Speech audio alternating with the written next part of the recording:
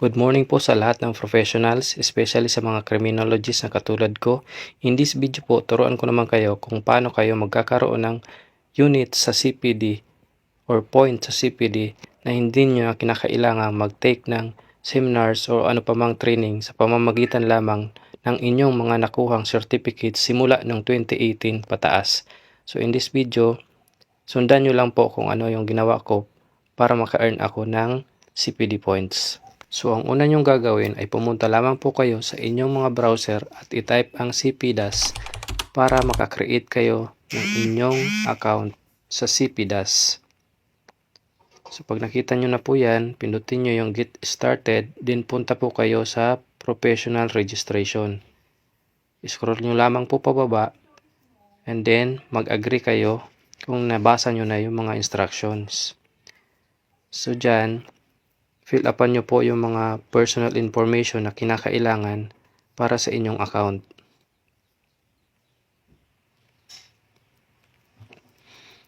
So ayan po, nalagyan ko na ng aking pangalan pero yung ibang mga detalye hindi ko na po linagyan. So katulad ko na criminologist, so kailangan i-click ko yung criminologist sa aking profession.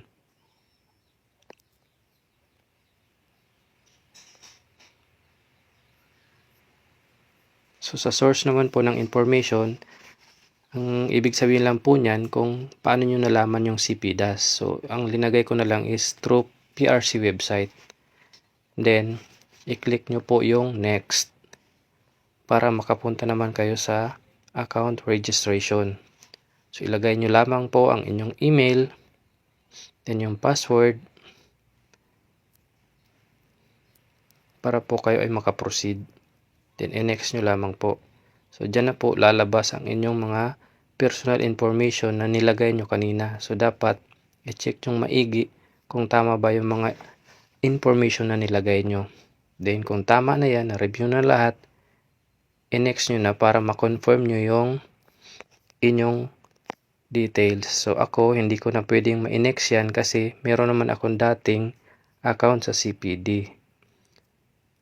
So kung kayo ay bago pa lang magawa ng account, makakapag-proceed po kayo.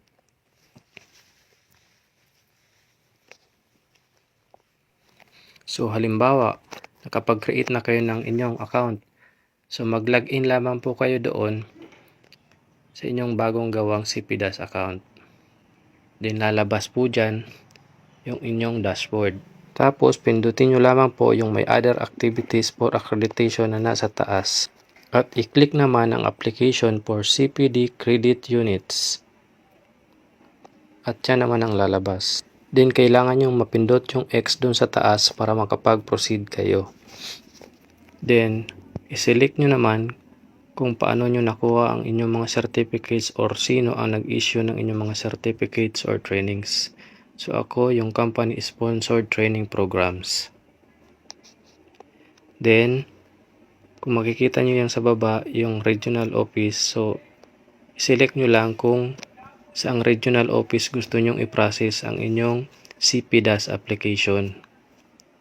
So pwedeng yung malapit sa inyo or pwede namang yung sa mga permanent address nyo or pwede rin naman yung pinakamalapit na opisina kung saan ka nagtatrabaho or kung saan ka na-assign ngayon. Para kung may query ka, doon ka lang pupunta. So ngayon naman, i-click nyo yung choose file para mahanap nyo sa inyong mga files yung file na gusto nyong i-apply for CPD units. So paalala lamang po na ang dapat gawin ninyo is kailangan yung mga documents nyo ay naka-PDF format. Kasi yun po ang requirements para sa CPD application. So pwede nyong dugtong-dugtongin lamang ang inyong mga certificate trainings, mga diplomas, kahit gaano po kadami. Basta isang file lang po siya para isang bayad rin po. So hindi kayo gagastos kung paisa-isa ang inyong pag-apply.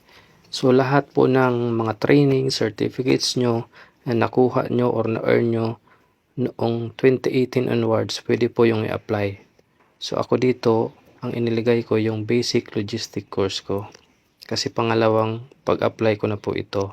So nung una kasi sinubukan ko lang kung paano. Tapos makikita nyo ngayon dyan yung payment channel. So in every application, so 508 po siya. Kasama na yung processing.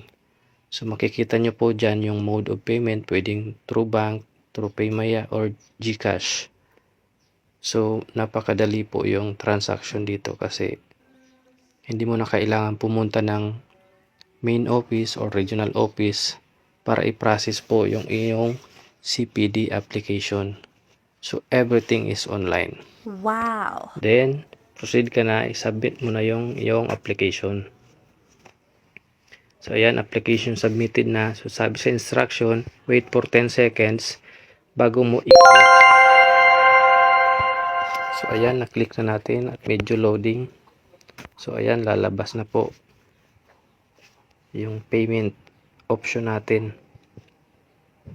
So ayan na po yung ating mga e-wallets. Pwedeng Maya, pwedeng GCash at QRPH, pero hindi ko pa po nasubukan ang QRPH.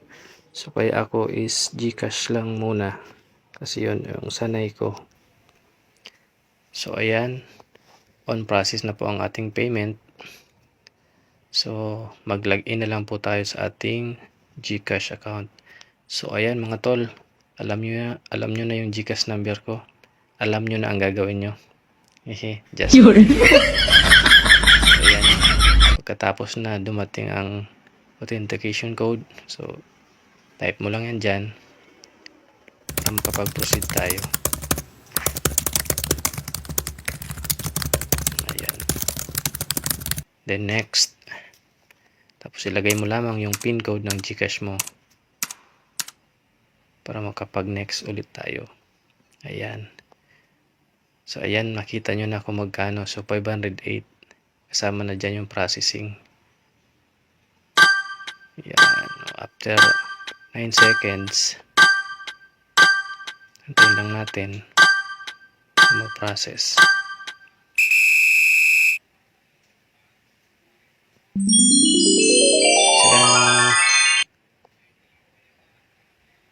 Ayan na. So ayan na po, successful daw po ang ating payment, yung ating application for CPD units. Sa wakas, successful.